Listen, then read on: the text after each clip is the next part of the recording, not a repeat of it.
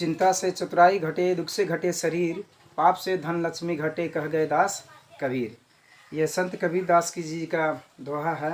इस दोहा से हम लोग जीवन का एक सीख सकते हैं। जैसे चिंता से चतुराई घटे, जो व्यक्ति चिंता करता है उसका चतुराई खत्म हो जाता है। यानी कि जो व्यक्ति चिंता करता है तो चिंता से बुद्धि को ढक देता है। तो कितना भी विद्वान व्यक्ति हो, कितना भी बुद्धिमान व्यक्ति हो, कितना भी चतुर व्यक्ति हो, चिंता के कारण से उसका बुद्धि काम करना बंद हो जाता है। तो चिंता से चतुराई घट जाता है।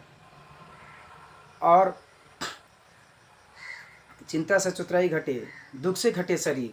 दुख से घटे शरीर का अर्थ होता है, अगर हम लोग का शरीर में बीमारी होता है तो शरीर के जो वजन घट जाता है। जैसे चीनी हुआ, थायराइड हुआ, HIV एड्स हो गया, कैंसर जैसे बीमारी है, उसके कारण से शरीर का वजन घटता है और घटने के कारण से शरीर में बहुत किस्म के बदलाव आ जाता है। और दूसरा रहा, चिंता से चतुराई घटे, दुख से घटे शरीर, पाप से धन लक्ष्मी घटे।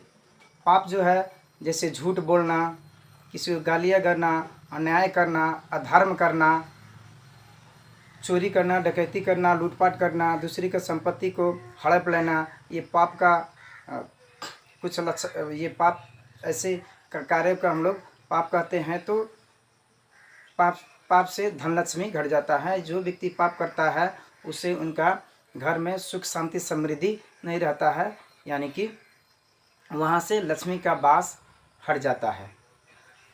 अब चिंता से चतुराई घटे, दुख से घटे शरीर, पाप से धन लक्ष्मी घटे, कह गए दास कबीर।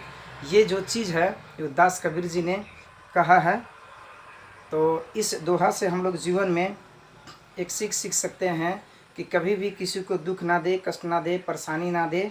और अगर कोई बीमारी शरीर में होता है तो उसको जल्द से जल्द हम लोग उसको इलाज करा कर ख़त्म कर ले।